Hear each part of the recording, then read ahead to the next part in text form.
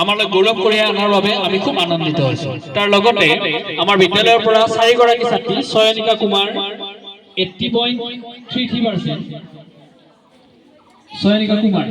চয়নিকা কুমাৰ, মৌচুমী বেগম প্ৰায় 77%,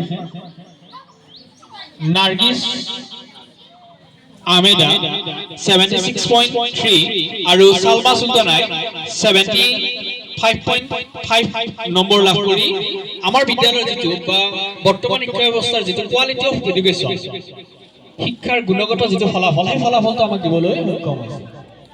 আৰু তাৰ লগতে আমাৰ বিদ্যালয়ৰ 15 গৰাকী ছাত্ৰীয়ে প্ৰথম বিভাগত আৰু প্ৰায় 20তকৈ বেছি ছাত্ৰীয়ে লেটাৰ নম্বৰ লাভ কৰি সক্ষম হৈছে। সেইটো আমাৰ কাৰণে গৌৰৱৰ। আৰু চবতকৈ ডাঙৰ কথাটো হ'ল এইবাৰ সমাজ বিজ্ঞানৰ যিখন প্ৰশ্ন অসমৰ সন্মানীয় শিক্ষামন্ত্ৰীয়ে কৈছিল যে খুব টান হৈছে, এখন কম্পিটিটিভ লেভেলৰ পৰীক্ষাৰ এখন সমাজ বিজ্ঞানৰ প্ৰশ্ন এইবাৰ হৈছিল। আৰু আমাৰ কাৰণে ভাল লগা কথা যে আমাৰ বিদ্যালয়ৰ মৰমৰ ছাত্ৰী দীক্ষিতা বৰুৱাই এই তেনেকুৱা কম্পিটিটিভ টাইপৰ এখন প্ৰশ্নটো লেটাৰ নম্বৰ লাভ কৰিবলৈ সক্ষম হৈছে। তাৰ কাৰণে আমি সকলোৱে গৌৰৱ অনুভৱ কৰিছোঁ।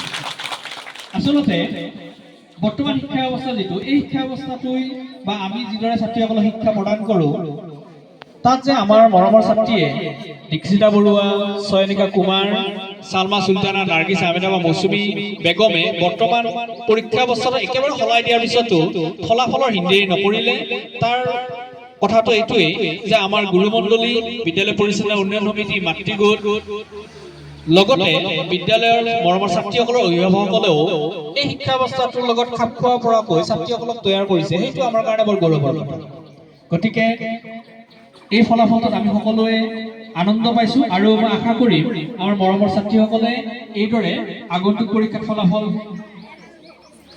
আগবাঢ়ি গৈ বিদ্যালয় তথা এই অঞ্চললৈ গৌৰৱ কঢ়িয়াই আনিব বুলি মই আশা কৰিছোঁ। আমি অকণমান যদি দীক্ষিতা বৰুৱাৰ মাৰ্কশ্বিটখনৰ অকণমানলৈ চাওঁ, তেতিয়াহ'লে আমি মাৰ্কশ্বিটখন অকণমান গাই দিছোঁ। তাৰ আগতে এটা কথা ক'ব লাগিব যে ৰিজাল্টটো একেদিনে নহয়। এইটো কথা আমি ক'ব লাগিব, ৰিজাল্ট একেদিনেই নহয় বা এটা বছৰত বা এমাহত ৰিজাল্ট নহয়। এই কথাটো কিন্তু তোমালোকে যিখিনিয়ে নতুনকৈ পঢ়ি আছা সেইখিনিয়ে কিন্তু মনত কৈ দিছোঁ। দীক্ষিতা বৰুৱাই অসমীয়াত পাইছে 83 নম্বৰ,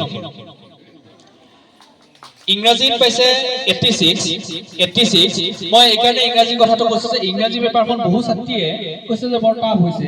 আমি পিছত চাই দেখা পালোঁ যে যিখিনি ছোৱালী আচলতে পঢ়িছে বা অকণমান ভালদৰে বুজাৰ কাৰণে চেষ্টা কৰিছে, সেইখিনিৰ কাৰণে জেনেৰেল মেথছত 76, জেনেৰেল চায়েন্সত পাইছে 91, ছ'চিয়েল চায়েন্সত পাইছে 83 আৰু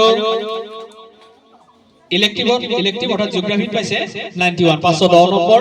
গতিকে খুব এটা ভাল ফলাফল কৰি আমাক গৌৰৱৰ সুবিধা দিয়াৰ কাৰণে মই পুনৰ দীক্ষিতা বৰুৱাক ধন্যবাদ জনাইছোঁ। আৰু